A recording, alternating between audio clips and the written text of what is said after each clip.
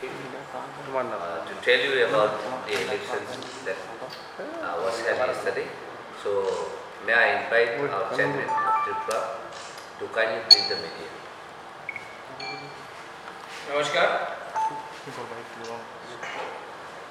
First of all, मैं media के through I would like to thank each and every voter, हर एक व्यक्ति जिसने TT-EDC इलेक्शन में वोट किया है.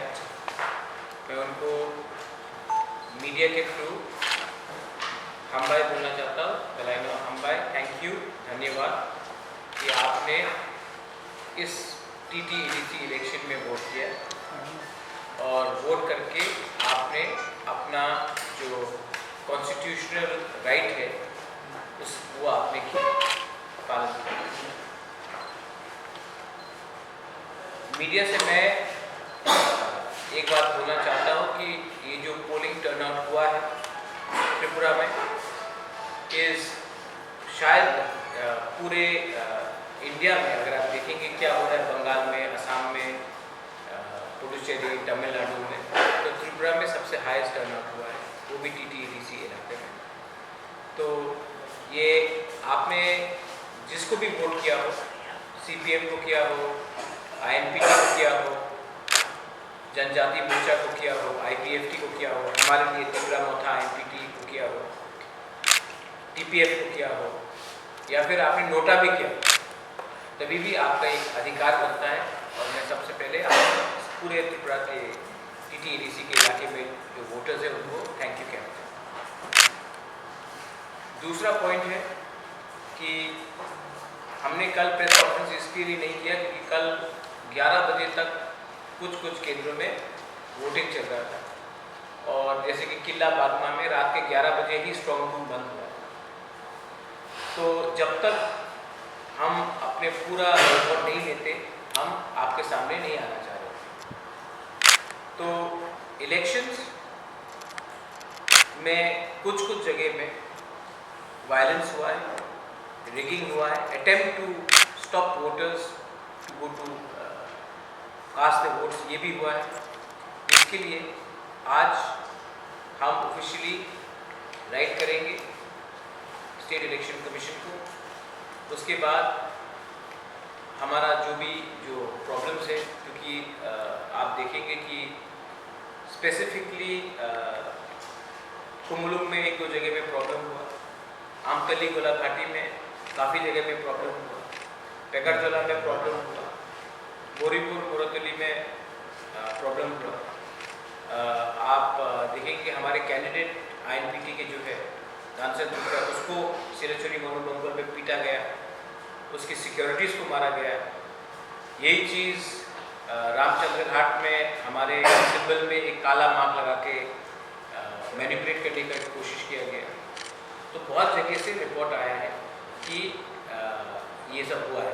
आप वाकीनगर, भोजनगर, वाकीनगर, लेम्बुजरा इलाके में स्पेशली बहुत प्रॉब्लम करने की कोशिश हुई. अमरपुर में, नूतन बाजार, मालबासा में भी प्रॉब्लम हुआ. मिर्जा कथालिया में बहुत प्रॉब्लम हुआ. जनरल एरिया से लोग आकर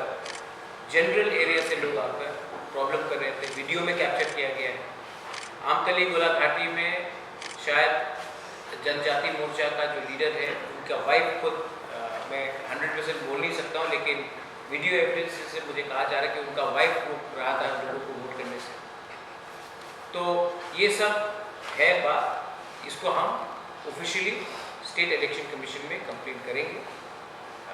तभी भी लोग निकले हैं बाहर और उन्होंने निर्भय होकर उन्होंने वोट किया है. We want to thank all of them. हमारे अलायंस पार्टनर्स भी, मेरी बात अभी विजय रामफल से हुई, वो अभी भी अपने एरिया में है क्योंकि उनका एरिया में भी स्ट्रॉन्ग रूम को उनको गार्ड करना है, लेकिन वो भी अपना थैंक यू, उनका हार्टफेल विशेस सबको एक्सटेंड करते हैं. Last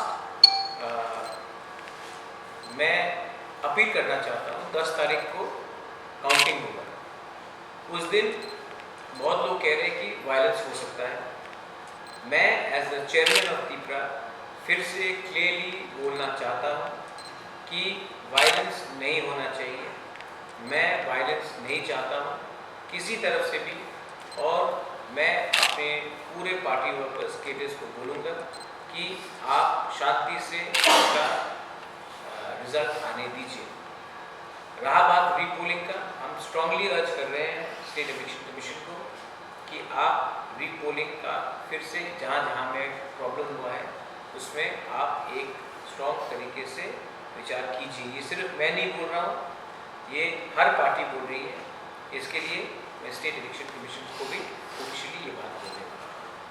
thank you. If there is any question from the media, I will be happy to answer. So you said about reporting. How many votes are being Almost up to 70 in across different constituencies. 60 to 70 booths there has been malpractice, and we are going to specifically write to the state election commission to look into it. And a candidate भी quit ना कर सके। Sir काल टिप्पण बहुत लोगों को रोका गया।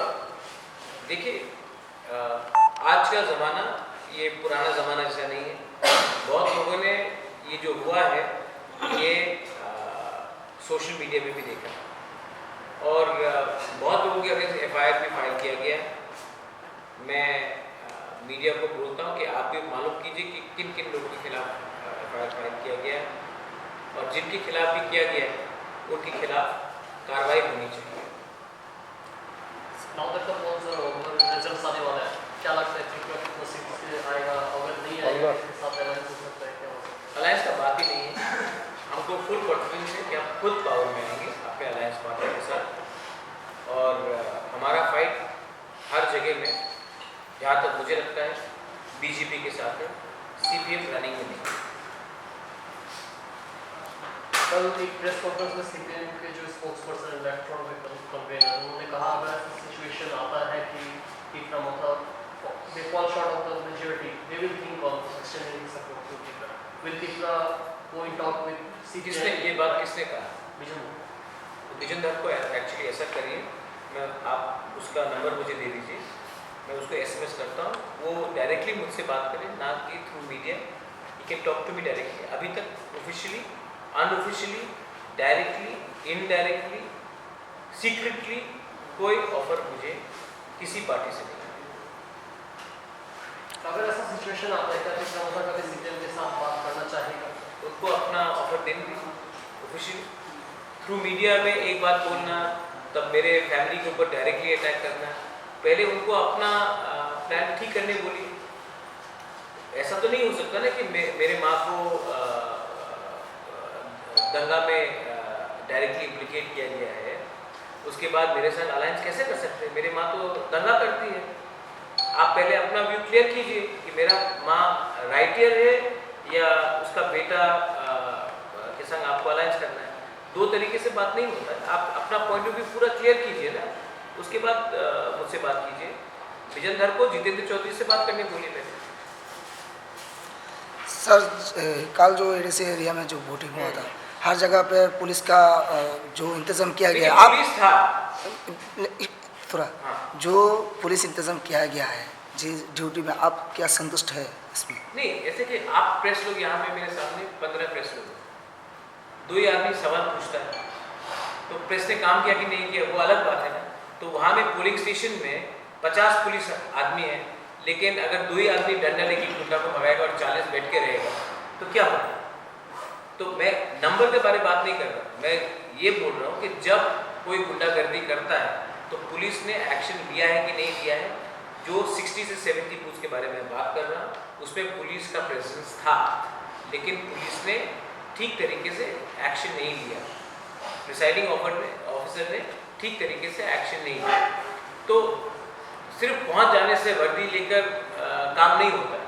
जब कोई कुछ गलत काम कर रहा है या कोई गुंडागर्दी कर रहा है तो आपका ड्यूटी होता है उनको पकड़ने के लिए।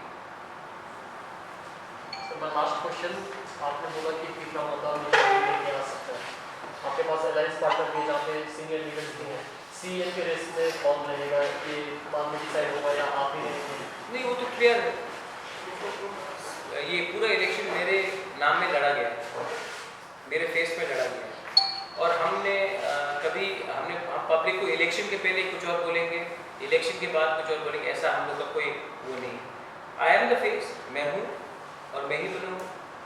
मैं क्यों इसमें मतलब कि आजकल थोड़ा फैशन हो गया है, जो पब्लिक कहेगी, जो वो कहेगा, जो इलेक्टेड, मैं ही फेस हूँ, मैं ही बनूँ। सर अगर आपने पावर में आया तो फर्स्ट काम क्या आप हाथ में लोगे ईडीसी के लिए?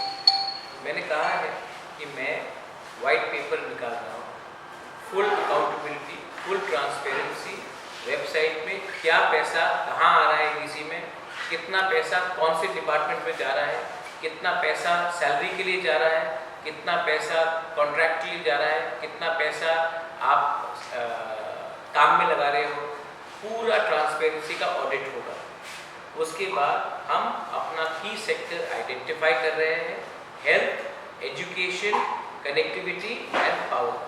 पावर तो हमारे पास डायरेक्टली नहीं है, लेकिन कनेक्टिविटी रोड है, हेल्थ है, प्राइमरी हेल्थ है, एजुकेशन प्राइमरी एजुकेशन है, वो तीनों को हम आगे रख रहे हैं। उसके बाद लैंड एंड रेवेन्यू में हम फुल एम्फेसिस दे रहे हैं और क्लियर ट्रांसपेरेंट गवर्नमेंट चलाना चाहते हैं। जितना भी रुपया दिल्ली से जो आएगा, जो अगरतला हमको देगा, वो हम अपने वेबसाइट में देंगे, तो पब्लिक को मालूम पड़ेगा कि इतना रुपया आ रहा है, इतना रुपया खर्च हो रहा है, इतना रुपया सैलरी में जा रहा है। मैं पूरा ट्रांसपेरेंट से काम करने की कोशिश करूंगा और करूंगा। सर युवा के लिए आपका क्या प्लान है? युवा के लिए प्लान वही है जो सबके लिए प्लान है। अगर आप एजुकेशन करेंगे तो एजुकेशन तो हम 95 ईयर ओल्ड को दे नहीं सकते। अगर हम प्राइमरी हेल्थ में देंगे तो हेल्थ में प्राइमरी में बच्चे लोग भी आते हैं। अगर हम कनेक्टिविटी करते हैं तो कनेक्टिविटी में तो सबसे ज़्यादा सर मेरा मतलब है रोजगार के लिए है, रोजगार। हाँ, ये बोलिए ना, यूथ को आप तो यूथ में रोजगार सिर्फ नहीं, स्किल बिल्डिंग भी है, एंटरप्रेन्योरशिप भी है, सॉफ्ट लोन्स भी है, वो सब को हम ड्यूली एक नया मॉडल लेके हम काम करेंगे।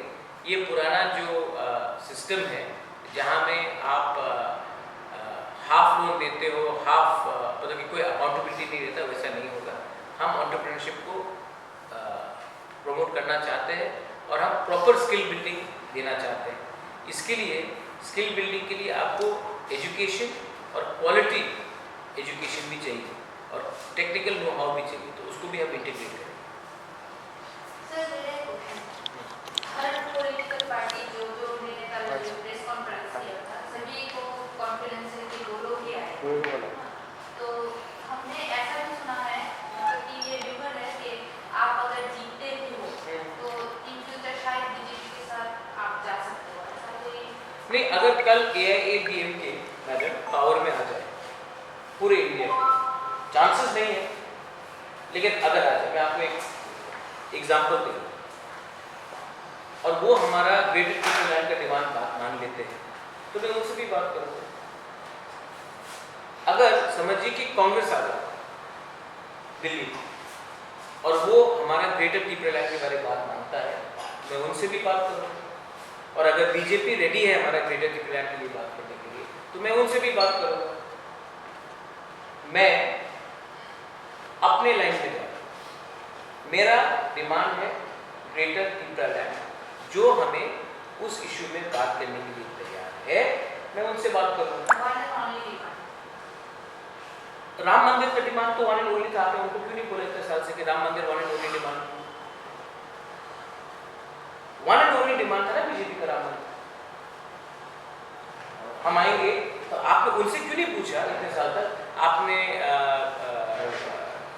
कनेक्टिविटी के बारे में बात नहीं किया, आपने पानी के बारे में बात नहीं किया। हमारा मेन आइडियोलॉजिकल डिमांड यही है। तेलंगाना राष्ट्र समिति का मेन आइडियोलॉजिकल डिमांड तेलंगाना था, झारखंड मुक्ति मोर्चा का मेन डिमांड झारखंड स्टेट था। तो और आइडियोलॉजी डिमांड को हम कैसे छोड़ दें? आइडियोलॉजिकल डिमांड को हम छोड़ देंगे और हम तब हमको वोट मिल रहा है एक आइडियोलॉजी में, और तब हम कल जाकर वहाँ में कुछ और बात करें कि मुझे ये मंत्री पद चाहिए, मुझे यहाँ में ये चाहिए, ऐसा नहीं होगा। जो हमारा डिमांड को मानेगा और उसमें बात करने के लिए तैयार है, हम उनसे बात करने के लिए रेडी हैं। अगर कल कम्युनिस्ट पार्टी रेडी है तो मैं उनसे भी बात करूंगा। अगर कल बहुजन समाज पार्टी रेडी है, आम आदमी पार्टी रेडी है, तो मैं उनसे भी बात करूंगा। मुझे समझ में नहीं आता कि त्रिपुरा में हमको लगता है कि हर चीज ब्लैक एंड व्हाइट होना चाहिए, कुछ ग्रे नहीं हो सकता क्या?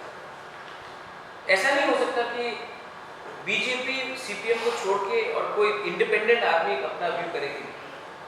ऐसा तो नहीं है ना कि मुझे धर्मेंद्र और अमिताभ बच्चन की पिक्चर हर फ्राइडे को देखना है, शायद मुझे इंडिपेंडेंट पिक्चर भी देखना हो। तो ये जो सवाल, I am not specifically speaking about you, but ये सवाल मेरे पास बहुत बार आ चुका है कि आप बीजेपी के साथ हैं या सीपीएम के साथ हैं। मैं क्यों दोनों के साथ रहूं? जो मुझसे रेडी है मेरा डिमांड में विचार करने के लिए, मैं उनके साथ बात करूंगा। इसमें सोचने का क्या है? इसमें मुझे समझ में नहीं आ रहा। आप क्या पाकिस्तान के साथ हो या इंडिया के साथ हो, या एक पार्टी का इंडिविजुअल सांसद तो हो सकता है, यही मेरा प्रश्न। जी, मैंने सोचा कि एक दो यंग पत्रकार को भी एक चांस दूं, शायद आपको भी मैं एक ऑफर कर सकता। नहीं, सीरियसली, क्यों नहीं लड़ूं? क्यों त्रिपुरा था जहां अगरतला में इतना हमारे इंडिजिनस लोग हैं, हम क्यों नहीं लड़े? और उसका ये मतलब नहीं कि सिर्फ इंडिजिनस को टिकट दे, कोई दूसरा भी हो जो हमारे इशू से सिंपैथाइज करता हो, जो हमारे लोगों के साथ जुला मिला हो, मैं उनको क्यों मौका नहीं दूं? क्यों नहीं लड़ूं? एकदम लड़ेंगे, और लड़ेंगे भी तो वोट काटने के लिए नहीं, लड़ेंगे भी तो जीतने के लिए लड़ेंगे।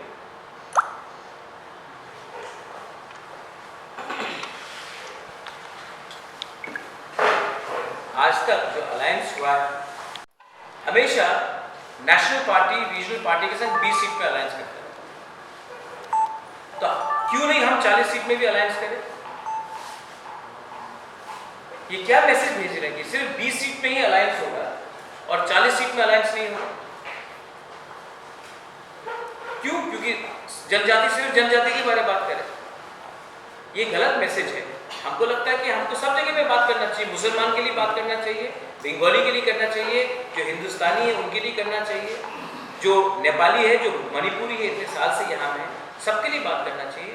ये जो आइडिया है कि हमें सिर्फ यहीं तक हमारा सीमा बंद होना चाहिए, ये गलत बात है। हमारा सीमा 20 सीट से भी बाहर निकलता है। और आज I am telling you again, हम इलेक्शन कमीशन से मिलेंगे, ऑफिशियली हम बोल रहे हैं, और उसके बाद हम पुलिस से भी मिलकर रिक्वेस्ट करेंगे कि 10 तारीख को शांति से काउंटिंग हो।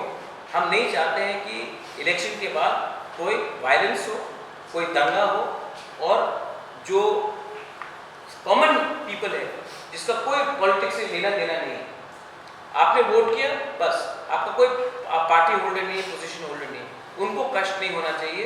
10 तारीख को इलेक्शन खत्म होने के बाद हमने ये भी देखा कि त्रिपुरा में कोरोना बढ़ रहा है और हम स्टेप्स नहीं ले रहे, तो हमको लगता है कि इसका भी हमको अभी ध्यान देना चाहिए।